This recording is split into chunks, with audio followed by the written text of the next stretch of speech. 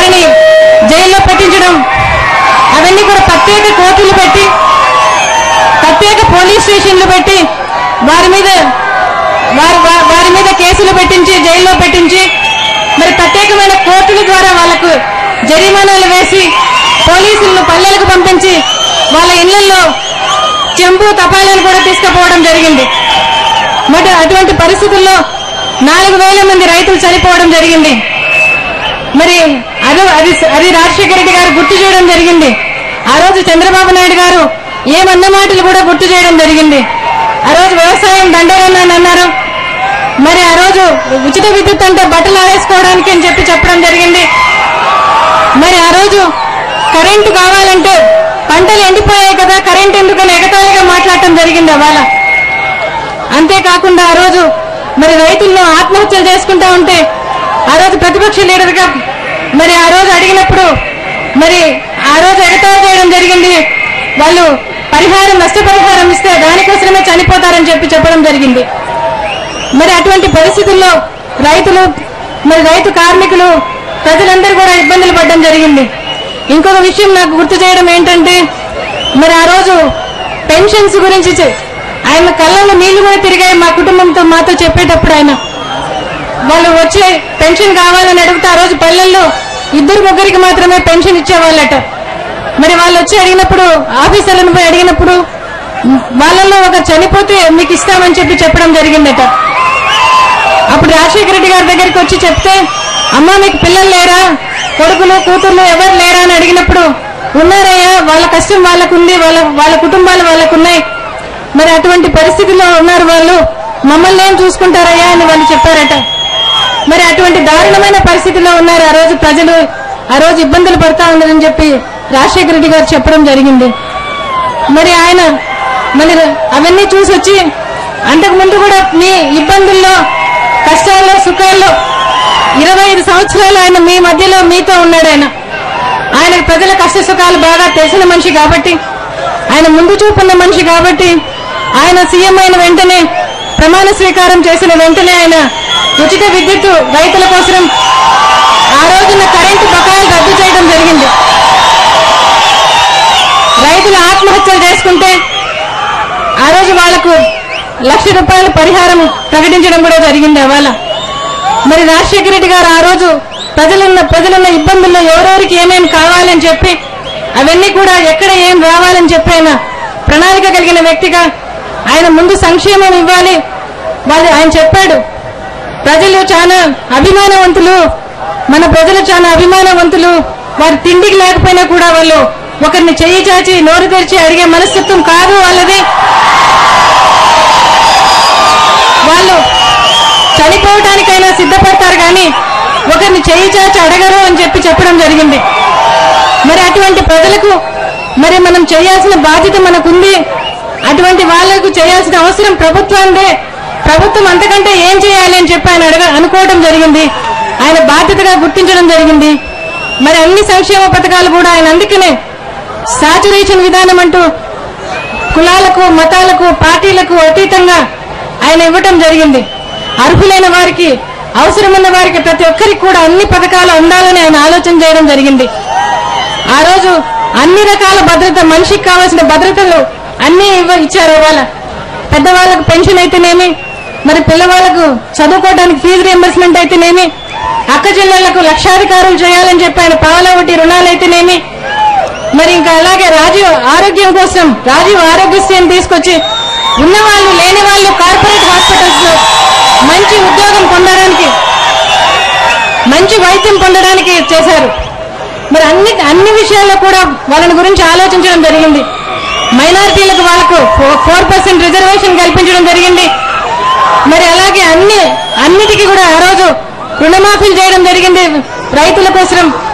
మరి రుణాలు షెడ్యూల్ చేయడం జరిగింది.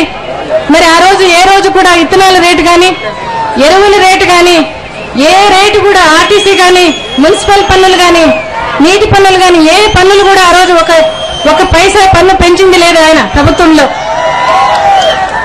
అది భారతదేశంలోనే రికార్డు అని చెప్తా ఉంటారు. మరి ప్రపంచంలో ఎన్ని సంక్షేమ పథకాలు పెట్టి అప్పుడు కూడా ₹1 పన్ను పెంచకుండా చేయడం ప్రపంచంలోనే రికార్డట. ఏ ప్రపంచంలో ఎక్కడ కూడా ఏ దేశంలో కూడా ఆయన పెట్టినన్ని సంక్షేమ పథకాలు ఎవరూ పెట్టలేదు. మరి ఆ మహానేత బిడ్డగా జగన్ బాబు కూడా మరి ఆయన మన మధ్య నుంచి వెళ్లిపోయిన తర్వాత ఆయన మాట ప్రజల కష్టాల్లో ఉన్నప్పుడు, ప్రజలు బాధల్లో ఉన్నప్పుడు వాళ్ళ మధ్యలో ఉండాలి, వాళ్ళకి కావాల్సిన ధైర్యం చెప్పాలి, మన ప్రభుత్వం వస్తే చేస్తుందని చెప్పాలి అని చెప్పి ఆయన మాటగా తీసుకుని ఆయన మీ మధ్యలోనే మీతోనే నెలకి 25 రోజులు ఉంటూ రావడం జరిగింది. ఒకవైపు వాళ్ళ నాయన కోసం చనిపోయిన వారిని ఓదారుస్తూ, ఒకవైపు మరి అన్ని సమస్యల్లోనూ స్పందించడం జరిగింది. విద్యార్థుల కోసం ఫీజు రియంబర్స్మెంట్ కోసమని సరిగా నడవట్లేదని చెప్పి వారం రోజులు హైదరాబాద్ లో నిరాహార దీక్ష చేయడం జరిగింది. మరి నీటి వాటాల కోసం ఢిల్లీలో జల దీక్ష అని చెప్పి చేయడం జరిగింది. మరి రైతుల కోసం ఆ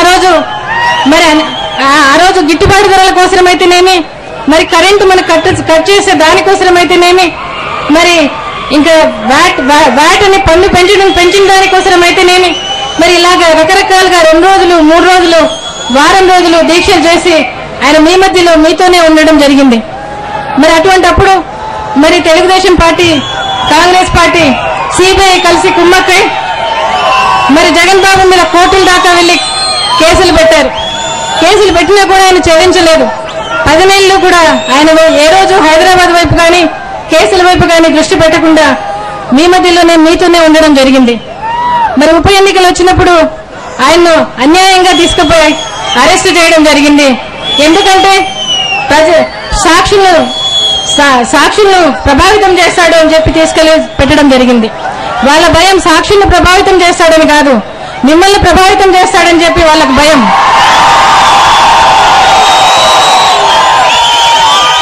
మరి నిన్నటికి 5 నెలలు అవుతుంది ఆయన్ని పెట్టి జైల్లో పెట్టి. ఏ రోజు మనం బెయిల్కు పెడతామో ఆ రోజు ఛార్జ్షీట్లని, అనుబంధ ఛార్జ్షీట్లని ఇట్లా పెట్టి ఇబ్బందులు పెట్టడం జరుగుతూ ఉంది. తెలుగుదేశం పార్టీ, కాంగ్రెస్ పార్టీ ఇద్దరు కుమ్మక్కై మరి అన్ని దానిలోనూ కోర్టుల దాకా వెళ్లడంలోనూ కుమ్మక్కయ్యారు. మరి అదేవిధంగా ఎమ్మెల్సీ ఎలక్షన్లలో కుమ్మక్కయ్యారు. మరి అలాగే ఎమ్మెల్యే ఎలక్షన్స్ లో, బై ఎలక్షన్స్ లో కూడా కుమ్మక్కయ్యారు. ఒక చోట తెలుగుదేశం పార్టీ, కొన్ని చోట్ల కాంగ్రెస్ పార్టీ డిపాజిట్ లాస్ చేసుకోవడం జరిగింది. మరి అట్లాగే అన్ని దానిలో కూడా మొన్న కూడా చిదంబరం దగ్గరికి పోయి తెలుగుదేశం పార్టీ వాళ్ళు ఎంపీలు పోయి బెయిల్ రేపు వస్తుందనంగా మనమందరం పూజలు చేస్తా ఉన్నాం, ఆయన వస్తాడని నమ్మకంతో ఉన్నాం మనం. కానీ తెలుగుదేశం పార్టీ ఎంపీలు పోయి చిదంబరం గారిని కలిసి మరి సాక్షుల ముందు జప్తు చేయమని చెప్పి అడగడం జరిగింది.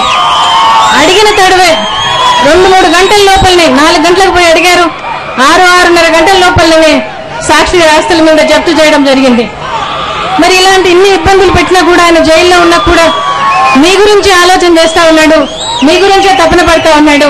ఈ రోజు పాపను కూడా, షర్మిలమ్మను కూడా మీ దగ్గరికి ఆయన పంపించాడు, ధైర్యం చెప్పండి అని చెప్పి పంపించడం జరిగింది.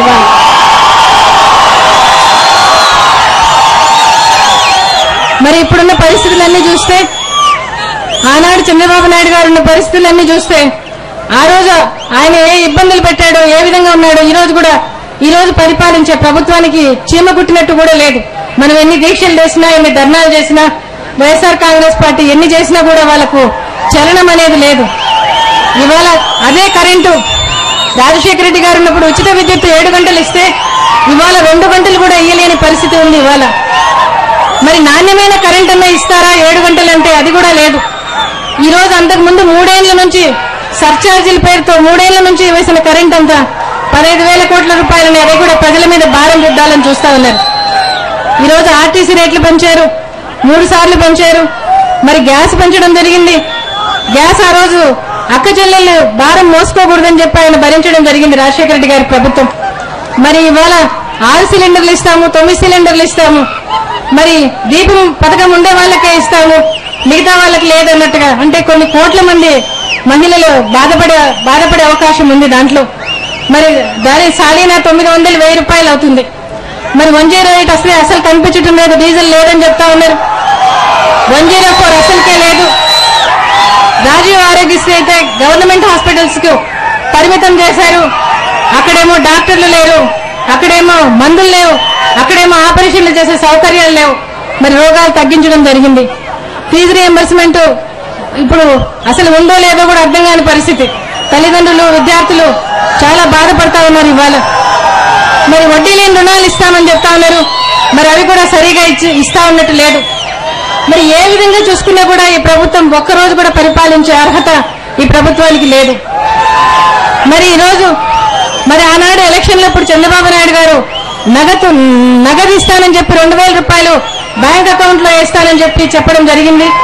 ఈ రోజు కాంగ్రెస్ ప్రభుత్వం కూడా అదే నగదు ఇస్తాదంట. సంక్షేమ పథకాలన్నీ రద్దు చేసి ఒక్కొక్క మనిషి పేరుతో నగదు ఇచ్చే పథకం అని చెప్పి మరి చంద్రబాబు నాయుడు గారు ఇప్పుడు కాంగ్రెస్ ప్రభుత్వానికి ఆయనే అడ్వైజర్, ఆయన మాదిరే నడిపిస్తా ఉన్నారు ఇవాళ. మరి ఈ రోజు చంద్రబాబు నాయుడు గారిని అడుగుతున్నాం మనం, మీరు పెట్టండి అవిశ్వాస తీర్మానం పెట్టండి, ప్రభుత్వాన్ని ఇంత అధ్వానమైన ప్రభుత్వం పరిపాలించే అర్హత దానికి లేదు, ఒక్క రోజు కూడా పరిపాలించే ఇది లేదని చెప్పి అవిశ్వాస తీర్మానం పెట్టమని అడగడం జరుగుతోంది. మరి అవిశ్వాస తీర్మానం పెట్టమంటే ఆయన పెట్టడట. ముందు ఒకసారి పెట్టాడు, అప్పుడు కూడా వైఎస్ఆర్ కాంగ్రెస్ పార్టీని దెబ్బతీయడానికి మాత్రమే పెట్టాడు. ఎందుకంటే అంతకు ముందు పెట్టింటే చిరంజీవి కలవకపోతే కాంగ్రెస్ పార్టీ పడిపోతుందని చిరంజీవిని కాంగ్రెస్ పార్టీతో కలిపిన తర్వాత అవిశ్వాస తీర్మానం పెట్టడం జరిగింది. ఇవాళ అవిశ్వాస తీర్మానం పెడితే వైఎస్ఆర్ కాంగ్రెస్ పార్టీ దానికి సపోర్ట్ చేస్తుందని సభాముఖంగా చంద్రబాబు నాయుడు గారికి తెలుపుతున్నాం. కానీ ఎటువంటి మాట జవాబు లేదు ఆయన. మరి ఇటువంటి పరిస్థితుల్లో మనం జగన్ బాబు తొందరగా ఆయన వచ్చిన తర్వాత ఆయన నేతృత్వంలో మరలా మనం కొత్త ప్రభుత్వం రాజశేఖర రెడ్డి గారి సువర్ణయ్య గారిని మళ్లీ మనం తెచ్చుకుందాం. రాజశేఖర రెడ్డి గారి సువర్ణయుగంలో ఆయన జెండాలోనే పెట్టుకున్నాడు. రాజశేఖర రెడ్డి గారి జెండాలో అన్ని సంక్షేమ పథకాలు ఆయన ప్లీనరీలో చెప్పినవన్నీ కూడా ప్రతిదీ కూడా మీకు నెరవేరుస్తాడని ఈ సభాముఖంగా తెలియజేస్తూ ఇచ్చిన అవకాశాన్ని బట్టి నేను సెలవు తీసుకుంటున్నాను మీ మధ్యలో.